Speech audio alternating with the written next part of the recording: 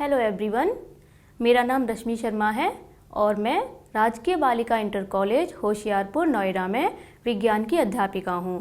आज हम class 10th के जीव विज्ञान विषय का जैव प्रक्रम पाठ का अध्ययन करेंगे। आइए सबसे पहले हम जानते हैं जैव प्रक्रम के बारे में, यानी लाइफ प्रोसेस क्या होती हैं।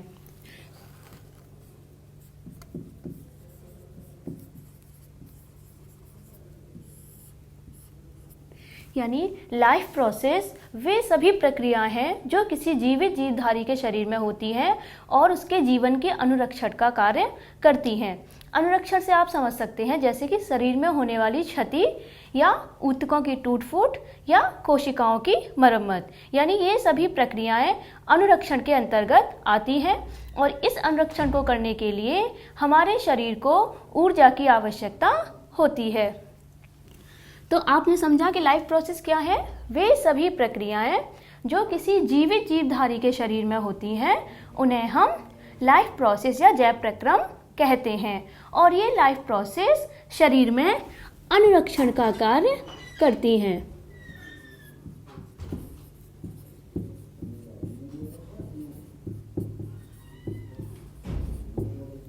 अब ये लाइफ प्रोसेस कौन कौन सी होती हैं, जैसे कि सबसे पहले हम बात करें पोषण। नंबर 2 श्वसन। नंबर 3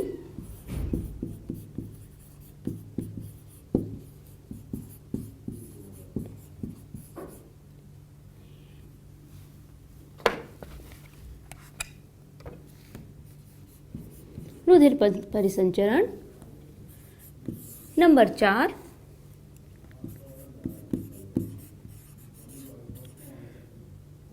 उत्सर्जन। नंबर 5 जनन। नंबर 6 नियंत्रण एवं समन्वयन। ये कुछ बहुत ही इम्पॉर्टेंट लाइफ प्रोसेस है जो किसी भी जीवधारी के शरीर में होती हैं, जैसे कि पोषण, श्वसन, रुधिर परिसंचरण, उत्सर्जन, जनन, नियंत्रण एवं समन्वयन। आज हम पहला पोषण, जो हमारी पहली प्रक्रिया है पोषण, उस जैव प्रक्रम का या लाइफ प्रोसेस का अध्ययन करेंगे। आइए हम जानेंगे कि पोषण किसे कहते हैं।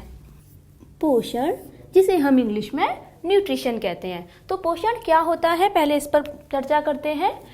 आप कह सकते हैं पोषण से तात्पर्य है कि जो हम भोजन ग्रहण करते हैं उस भोजन को ग्रहण करने के बाद उससे मिलने वाले पोषक तत्वों का हमारी कोशिका के जीव द्रव्य में मिलना और जीव द्रव्य में मिलने के बाद उससे जो ऊर्जा उत्पन्न होती है उसका नए ऊतकों के निर्माण या शरीर की उपापचय क्रियाओं का निर्माण करना या उनमें सहयोग प्रदान करना ही क्या कहलाता है, पोषण।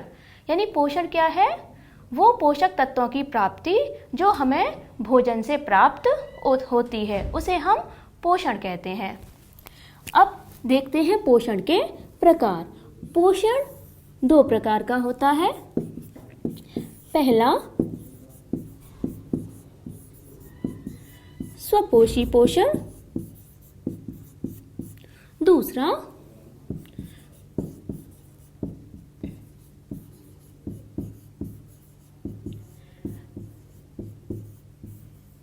विषमपोषी पोषण। स्वपोषी पोषण, पहले बात करेंगे हम स्वपोषी पोषण की। तो स्व, जैसे आप देख सकते हैं नाम में ही क्या है, स्व, क्योंकि हम इंग्लिश में इसको क्या कहते हैं, ऑटोट्रॉफिक।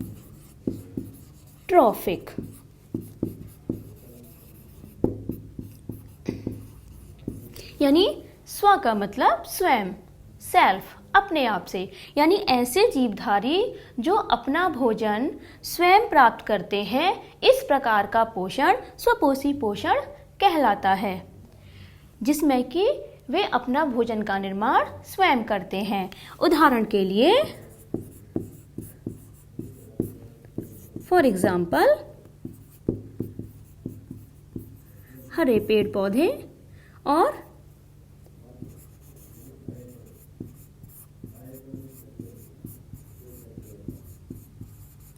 पीले हरे शैवाल आदि, यानी जिनमें कि क्लोरोफिल नाम का वर्णक पाया जाता है, वे सभी अपना पोषण स्वयं बनाते हैं, यानी अपने भोजन का निर्माण स्वयं करते हैं, और जिससे कि वो पोषण प्राप्त करते हैं। इस प्रकार के पोषण को स्वपोषी पोषण कहते हैं। आइए अब बात करते हैं विषमपोषी पोषण की, जिसको हम कहते हैं हेट्रोट्रॉफिक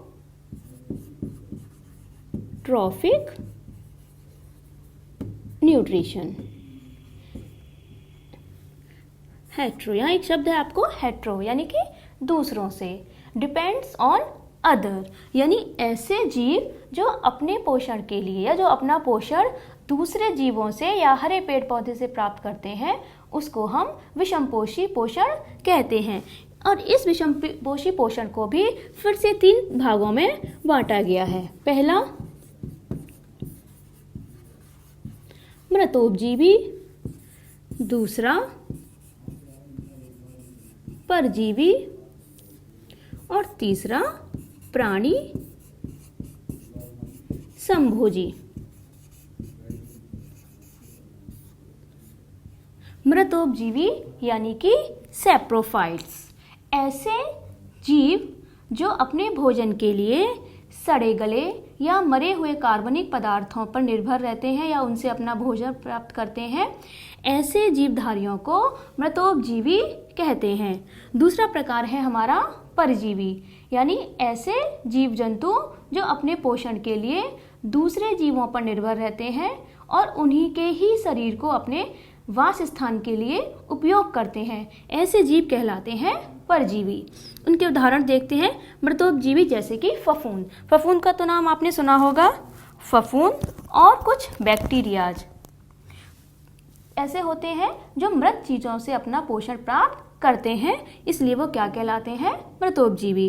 परजीवी जैसे कि अमरवेल, जूं या एस्केरिस या फीताकृमि, ये सभी वो हैं जो दूसरों के शरीर के अंदर रहते हैं और अपना पोषण प्राप्त करते हैं तथा जिस होस्ट के ऊपर ये रहते हैं उसको ये नुकसान पहुंचाते हैं। इस प्रकार के पोषण को हम कहते हैं परजीवी। तीसरा प्रकार है प्राणी संभोजी, जिसको हम कहते हैं होलोजोइक। होलो मीन्स सॉलिड, यानी ऐसे जीव जंतु जो सॉलिड या लिक्विड के फॉर्म में अपना भोज्य पदार्थ ग्रहण करते हैं, फिर उसका पाचन करते हैं और उसके बाद उन्हें क्या प्राप्त होता है? उससे पोषण। इस प्रकार का जो पोषण है वो कहलाता है प्राणी संभोजी, जैसे कि अमीबा,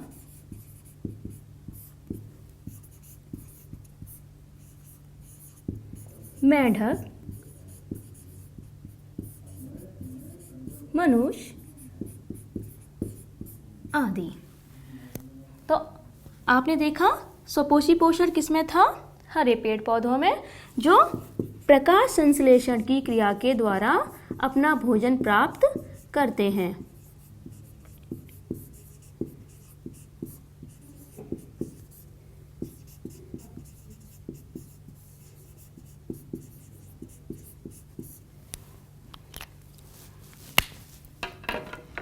तो आपने जाना यानी स्वपोषी पोषण, उसका दूसरा प्रकार था विषमपोषी पोषण। ये दोनों क्या है? पोषण के प्रकार। और विषमपोषी पोषण में फिर 3 प्रकार हैं आपके, मृतोपजीवी, परजीवी और प्राणी संभोजी। तो पहले हम बात करते हैं स्वपोषी पोषण की प्रकाश संश्लेषण की प्रक्रिया की, फिर हम बात करेंगे प्राणी संभोजी प्रकार के पोषण की। ये क्या है? ये प्रकाश संश्लेषण की रासायनिक अभिक्रिया है, यानी हरे पेड़ पौधे वायुमंडलीय कार्बन डाइऑक्साइड एवं भूमिगत जल का उपयोग करते हैं और इन दोनों का प्रयोग करके वो सूर्य के प्रकाश एवं क्लोरोफिल की उपस्थिति में अपने भोजन का निर्माण करते हैं। और पेड़ पौधे अपना भोजन का निर्माण कार्बोहाइड्रेट के रूप में करते हैं, या जिसको हम कह सकते हैं ग्लूकोज नाम की शर्करा के रूप में उनके पोषण या उनके भोजन का निर्माण होता है। क्लोरोफिल एक प्रकार के हरे रंग का वर्णक होता है जो उनके पत्तियों में पाया जाता है और जिसका मुख्य कार्य क्या है, सूर्य के प्रकाश की ऊर्जा को अवशोषित करना, जिससे कि उस ऊर्जा का उपयोग फिर इस प्रक्रिया में किया जा सके।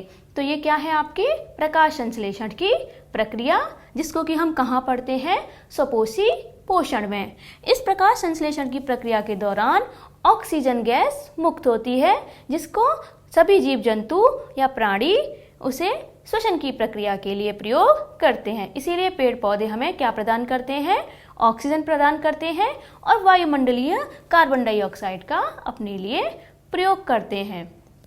तो अभी आपने स्वपोषी पोषण के बारे में जाना। चलिए अब हम दूसरा प्रकार लेते हैं विषमपोषी पोषण का, जिसमें कि हम पढ़ेंगे प्राणी समभोजी।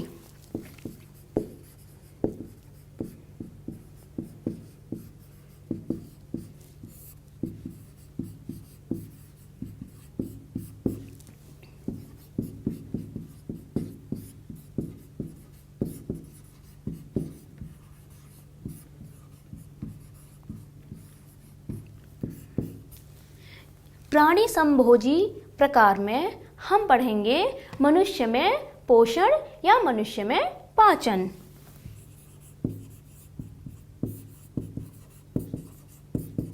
मनुष्य में पोषण। मनुष्य में पोषण किस प्रकार से होता है, क्योंकि मनुष्य जो है वो प्राणी समभोजी प्रकार का है और अपने भोजन को ठोस या तरल के रूप में ग्रहण करता है। इसलिए जो मनुष्य है उसमें पोषण के 5 चरण जो है वो पाए जाते हैं। पहला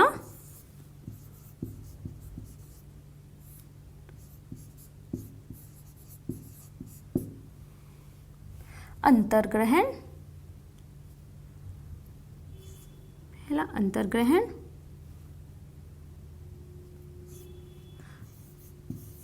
दूसरा पाचन। तीसरा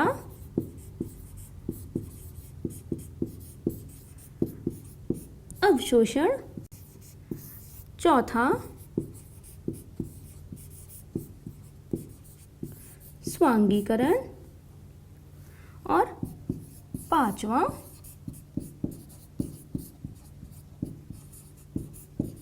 बहिक्षेपण। यानी ये 5 प्रक्रियाओं के द्वारा ही मनुष्य में पोषण की प्राप्ति होती है। तो सबसे पहले बात करते हैं अंतर्ग्रहण की। अंतर्ग्रहण या ये जितने भी चरण हैं अब हम आपको एक चार्ट के माध्यम से समझाएंगे। ये है हमारा डाइजेस्टिव सिस्टम यानी कि पाचन तंत्र। मनुष्य के पाचन तंत्र जो है वो बहुत सारे अंगों से मिलकर बना हुआ होता है। सबसे पहले हम देखते हैं कि कौन कौन से अंग हैं जो पाचन तंत्र का निर्माण करते हैं। सबसे पहले मुख, माउथ, उसके अंदर का जो खाली स्थान है उसको हम बोलते हैं मुख गुहा यानी कि बकल कैविटी। बकल कैविटी, उसके नीचे है हमारा ग्रसनी यानी कि फेरिंक्स, ये आपको दिखाई दे रहा है फेरिंक्स। ग्रसनी के नीचे क्या है हमारी, ये है हमारा ऊसोफेगस यानी कि ग्रसिका। ग्रसिका के बाद नीचे है हमारा आमाशय। आमाशय के साथ क्या है हमारी ग्रहणी। ग्रहणी के साथ क्या जुड़ी हुई है हमारी ये छोटी आंत। छोटी आंत के बाहरी हिस्सा जो है वो उसको हम कहते हैं बड़ी आंत। यहाँ पर ग्रहणी के ऊपर क्या है हमारा लीवर यानी कि हमारा यकृत, और आमाशय एवं हमारी जो आंत है उसके बीच में क्या है हमारा पेनक्रियाज यानी कि अग्न्याशय। यानी ये सभी अंग मिलकर हमारे पाचन तंत्र का निर्माण करते हैं। तो पाचन तंत्र मुख्य रूप से 2 चीजों से मिलकर बना है। पहला आहार नाल और दूसरा पाचक ग्रंथियां। आहार नाल जैसे कि आपने देखा मुख, ग्रसनी, ग्रसिका, आमाशय, ग्रहणी, छोटी आंत, बड़ी आंत, रेक्टम यानी कि मलाशय और उसके नीचे गुदा द्वार यानी कि जहाँ से भोजन, बिना पचा हुआ भोजन हमारे शरीर से बाहर निकल जाता है। ये सभी अंग मिलकर जिनके अभी हमने नाम लिए किसका निर्माण करते हैं, आहार नाल का। आहार नाल क्या है, आहार नाल आप कह सकते हैं एक ऐसी 8 से 10 मीटर लंबी नलिका होती है या एक ऐसा मार्ग होता है जिससे कि जो भोजन है वो गुजरता है, यानी पाचन क्रिया के दौरान भोजन जिस मार्ग से गुजरता है या जिन जिन अंगों से होकर गुजरता है उस मार्ग को हम आहार नाल कहते हैं। दूसरा है पाचक ग्रंथियाँ, यानी भोजन है, आहार नाल है, लेकिन पाचक ग्रंथियाँ नहीं होंगी तो उनसे वो इसेंशियल एंजाइम्स नहीं मिलेंगे जो भोजन का पाचन करते हैं। तो देखते हैं कौन कौन सी पाचक ग्रंथियाँ हैं।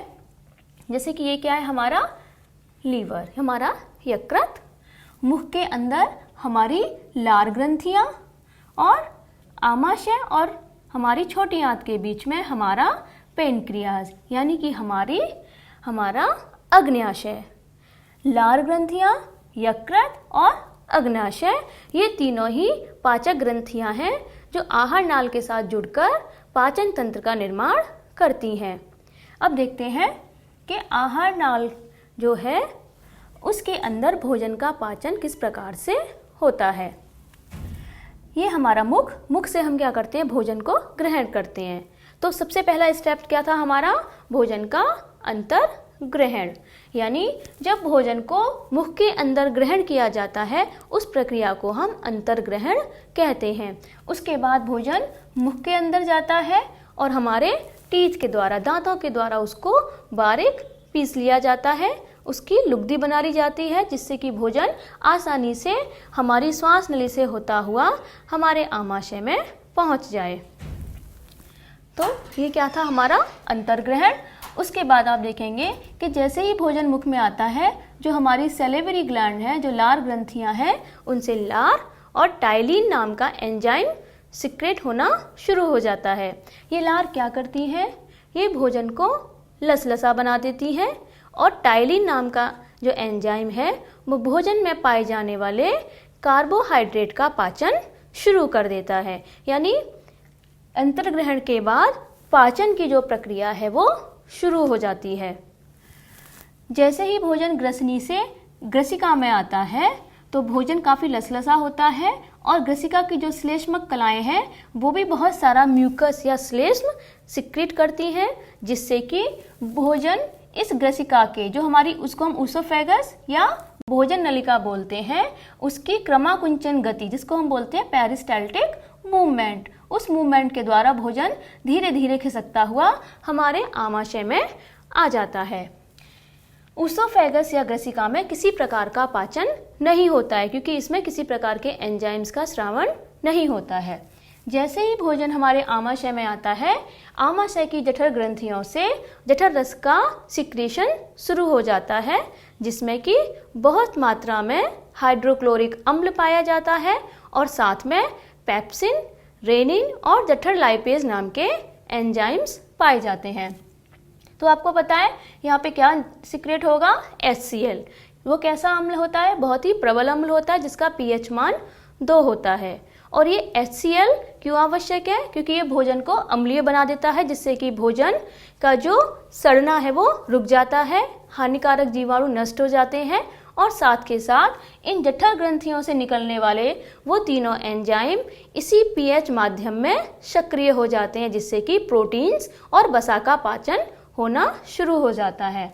उसके बाद जो पेप्सिन एंजाइम है वो भोजन से आई हुई प्रोटीन को प्रोटियोजिस एंड पेप्टोन्स में तोड़ देता है। साथ के साथ रेनिन एंजाइम दूध में पाई जाने वाली कैल्शियम और कैसीन नाम की प्रोटीन को कैल्शियम पैराकैसिनेट में बदल देता है।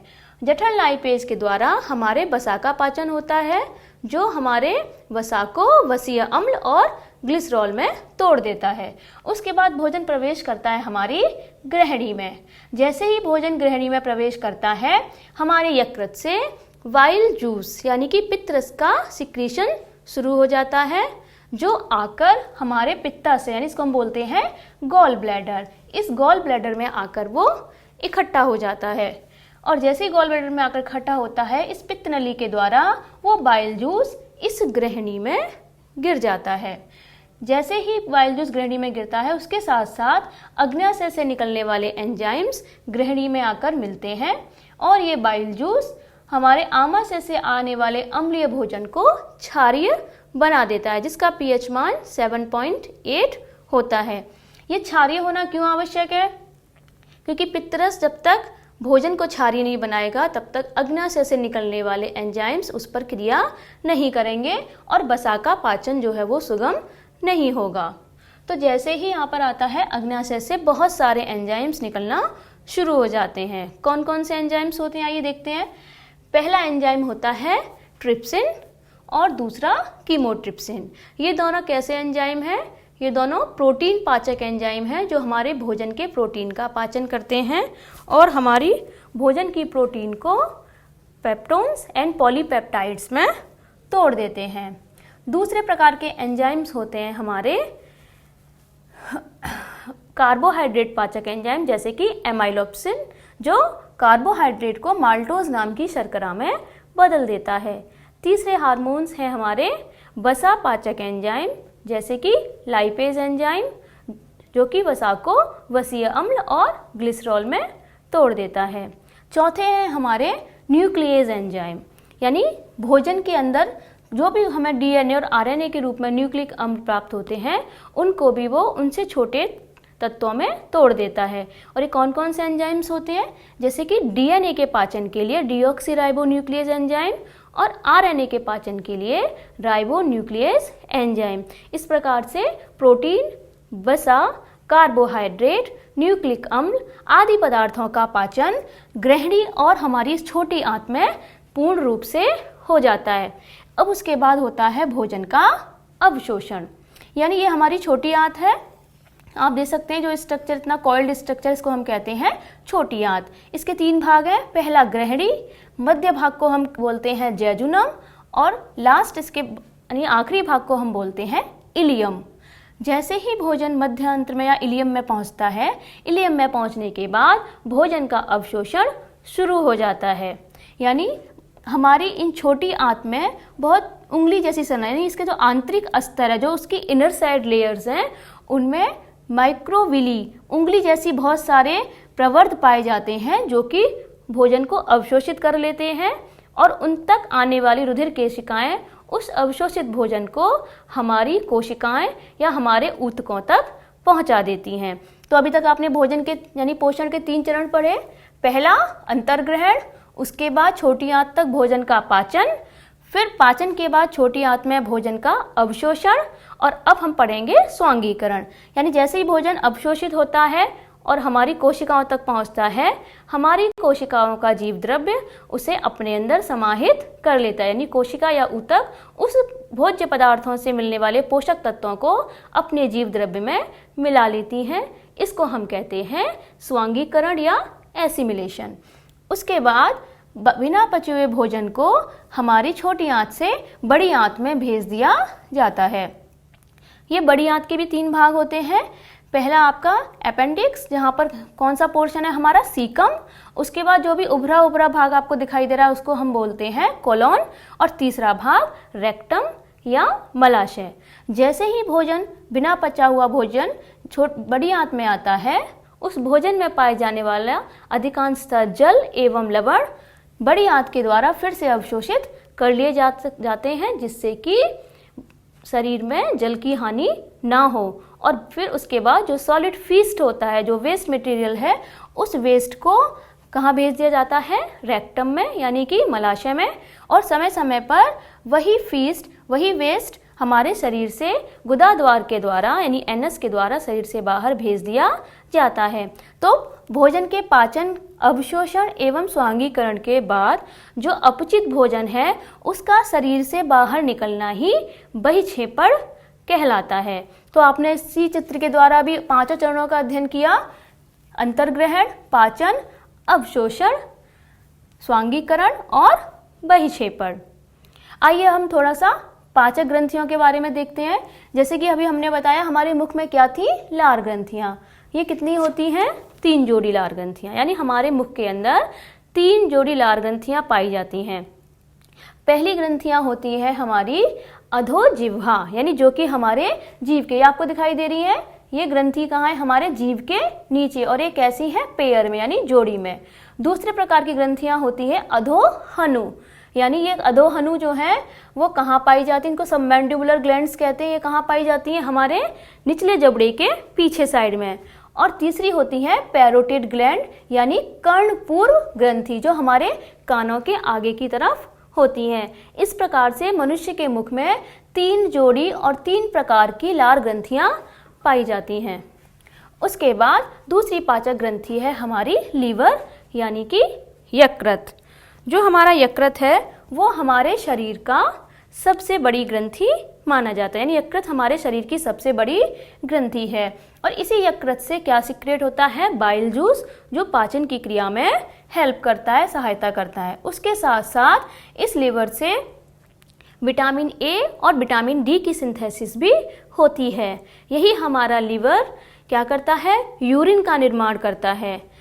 उसके बाद लीवर के द्वारा ही शरीर में जब ग्लूकोज की मात्रा ज़्यादा हो जाती है तो वो ग्लूकोज को ग्लाइकोजन में बदल देता है, जिसको हम बोलते हैं ग्लाइकोजेनेसिस। उसके बाद जो भोजन है, अगर हमारे शरीर में फिर से ग्लूकोज की कमी हो गई तो ग्लाइकोजन किस में टूट जाएगा, ग्लूकोज में, और उसको हम बोलेंगे ग्लाइकोलाइसिस। तो ये प्रक्रिया, ये सभी महत्वपूर्ण कार्य कहाँ होते हैं, हमारे लीवर के अंदर। तीसरी हमारी सबसे महत्वपूर्ण ग्रंथि है अग्न्याशय यानी कि पेनक्रियाज। ये जो अग्न्याशय है इससे बहुत सारे पाचक एंजाइम्स निकलते हैं जो भोजन का पूर्ण रूप से पाचन करते हैं। और दूसरा, इससे कुछ ऐसे ज़रूरी हार्मोन्स, एसेंशियल हार्मोन्स निकलते हैं जो हमारे शरीर की गतिविधियों को कंट्रोल करते हैं, जैसे कि इंसुलिन और ग्लूकागोन। इंसुलिन जिसका कि हम प्रयोग कहाँ करते हैं, शुगर नाम की यानी मधुमेह नाम की जो बीमारी है, शुगर नाम की जो बीमारी है उसके कंट्रोल के लिए। तो शुगर यानी इंसुलिन और ग्लूकागोन, ये दोनों प्रकार के हार्मोन्स कहाँ से निकलते हैं, हमारी अग्न्याशय से। और साथ के साथ पाचक रस भी बहुत सारे निकलते हैं जिनमें कि बहुत ही एसेंशियल एंजाइम्स पाए जाते हैं। तो इस प्रकार से जो हमारी अग्न्याशय है वो कैसी ग्रंथि है, मिश्रित ग्रंथि है, जिसके अंदर से हार्मोन्स का भी सिक्रीशन होता है जो सीधे हमारे ब्लड में मिलते हैं, और दूसरा एंजाइम्स का भी जो एक नलिका के द्वारा हमारे ग्रहणी में आकर गिरते हैं। तो इस प्रकार से आपने देखा कि अभी हमने पूरी आहार नाल का अध्ययन किया, उसके साथ साथ पाचक ग्रंथियों का अध्ययन किया, और हमने देखा कि हमारे शरीर में जो आहार नाल है उसके अंदर हमारे भोजन का पाचन किस प्रकार से होता है।